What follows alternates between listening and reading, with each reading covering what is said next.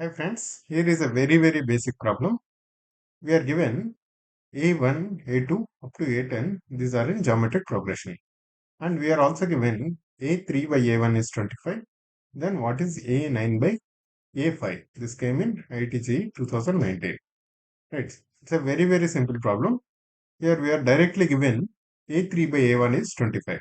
What does that mean? If A1 to A10 are in geometric progression, we can say A1 a1r, a1r square, a1r cube likewise. Right. What is a3? a3 should be a1r square. And a1r square by a1 should be equal to 25. A1 will get cancelled. That means r square equals 25. Right. Now we are asked what is a9 by a5. What is a9? a1 r power 8. Right. Ninth term is should be a1 r power 8 and a5 should be a1 r power 4. We are asked this ratio. What does that mean? This means here this becomes r power 4. A1 will again get cancelled. We know r square is 625.